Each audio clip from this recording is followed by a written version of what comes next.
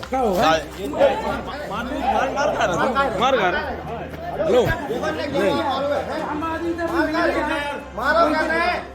अगर मैं इसके साथ रहने का प्रयास भी करता हूँ तो कल के दिन मेरा भी बॉडी जो है या मेरे बच्चे की बॉडी किसी ड्रम में मिले, इससे मुझे और मेरे बच्चे को बचाइए।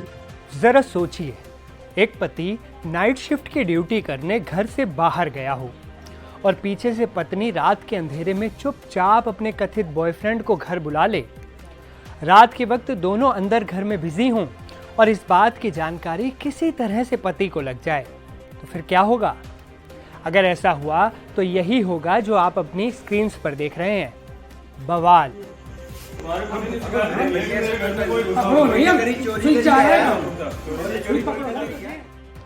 पूरा मामला यूपी के झांसी जनपद का है और पवन और उसकी पत्नी रितु वर्मा से जुड़ा है। दरअसल पवन यूपी के महोबा में स्वास्थ्य विभाग में काम करता है, जबकि उसकी पत्नी झांसी के मऊरानीपुर में गवर्नमेंट गर्ल्स इंटर कॉलेज की क्लर्क हैं। दोनों का 6 साल का एक बेटा भी है। पवन अपनी ड्यूटी की वजह से महोबा गया था। उसने अपने बच्चे से बात करने के लिए वीडियो कॉल लगाई। पत्नी ने वीडियो कॉल पर दिखाया कि बच्चा सो गया है, लेकिन वीडियो कॉल पर पवन को एहसास हुआ कि घर पर कोई और भी मौजूद है। उसने पति से तो कुछ नहीं कहा, लेकिन पुलिस को चुपचाप फोन घुमा दिया। पुलिस मौके पर पहुंची तो आस पड़ोस के लोग भी इकट्ठा हो गए। सभी ने अपने मोबाइल का कैमरा ऑन कर लिया। पुलिस ने रितु के घर पर दस्तक दी तो अंदर से रितु का दोस्त या फिर कथित बॉयफ्रेंड अभिषेक पाठक निकल कर आया। अभिषेक पार्षद है, इसलिए उसने कैमरा ऑन देखकर पुलिस पर अपना रौब जमाना शुरू कर दिया। रिकॉर्डिंग कर रहे लोगों को भी धक्के देने लगा, धक्का मुक्की करने लगा। पुलिस ने उसे रोका, आप वीडियो में देख सकते हैं। पार्षद अभिषेक पाठक ने कैमरे के सामने तर्क दिया कि हो सकता है कोई आपस में बात करने भी आया हो। इसका गलत मतलब क्यों निकाला जा रहा है? वीडियो बना रहे, दीदी बना रही वीडियो। बल्कि भाई साहब बन हुआ है। नहीं नहीं, बात नहीं कर रहे थे आप। जो तुम ये धक्का मुक्की ये काम खराब किया, ये काम खराब किया, कुछ गलत काम हो रहा था क्या? हम अपनी बातचीत करने आए होंगे, आ नहीं सकता क्या? नहीं करना चाहिए। क्या काम किया मैंने गलत? तुमने वीडियो क्यों बनाया? गलत है, गलत है हम। हालांकि अभिषेक पाठक की ये दलील ज्यादा देर तक नहीं चली और पुलिस उसे बाइक पर बैठाकर अपने साथ ले गई, जिसके बाद अभिषेक पाठक का दोस्त पुलिस की बाइक के पीछे पीछे दौड़ता हुआ नजर आया। वहीं पति पवन ने बताया कि उसकी पत्नी पहले से ही दूसरे लोगों से चैट करती थी, लेकिन समझाने पर भी नहीं मानती थी। मैंने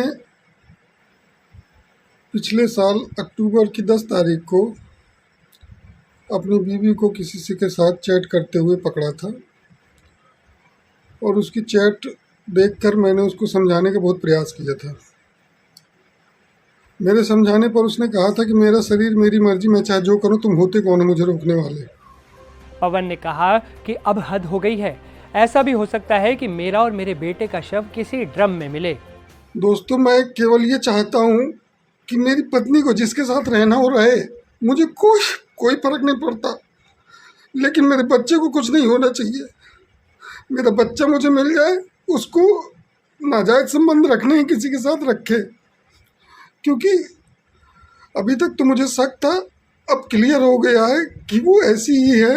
और इसके पहले भी मैं कई बार उसको पकड़ चुका हूँ, रात में किसी न किसी से बात करते हुए कई बार समझा चुका हूँ। हर बार मैंने माफ़ किया है, इग्नोर किया है, लेकिन उसने कभी भी आज तक अपनी गलती नहीं मानी। हमेशा मेरे ऊपर ही प्रेशर बनाती रही और मेरे घर वालों को दहेज हिंसा और घरेलू हिंसा के मामले में फंसाने की धमकी देती रही।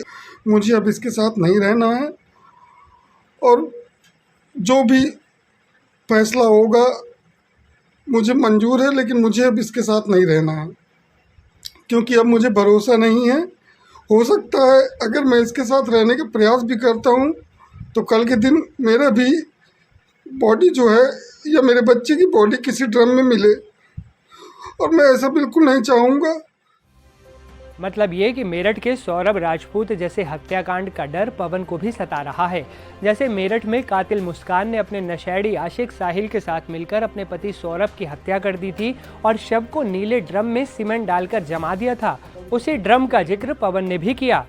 वहीं पुलिस का कहना है कि अभी तक पीड़ित पति की तरफ से कोई मुकदमा दर्ज नहीं करवाया गया है। अगर वो आते हैं, मुकदमा लिखवाते हैं तो कार्रवाई जरूर होगी। आकर के थाने पर एक लिखित प्रार्थना पत्र दी कि मेरे पेट में दर्द था और मैंने दवा के लिए बुलाया था और मैं इस पर कोई कार्रवाई की आवश्यकता नहीं है। जो उनके पति ने जो भी आरोप लगाया है और जो वायरल हो रहा है उनके द्वारा कोई थाने पर आकर के किसी भी प्रकार की कोई तहरीर या शिकायती प्रार्थना पत्र नहीं दिया है। आने पर आवश्यक कार्रवाई की जाएगी। उधर पत्नी रितु वर्मा ने थाने पहुंचकर एक लिखित पत्र दिया और अपने कथित बॉयफ्रेंड अभिषेक पाठक को बचा लिया। पत्नी ने थाने में लिखे अपने पत्र में बताया, मेरे पेट में दर्द था और मैंने दवा के लिए इन्हें बुलाया था। मैं कोई कार्रवाई नहीं चाहती हूँ। कृपया अभिषेक पाठक को छोड़ दिया जाए।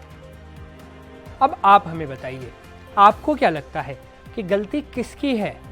क्या पति को गलत शक हुआ या फिर पत्नी की ही कोई गलती थी? अपने विचार हमें कमेंट में ज़रूर बताइए। इस वीडियो में फिलहाल इतना ही। देश और दुनिया की तमाम बड़ी और अहम खबरों के लिए आप देखते रहें NDTV इंडिया।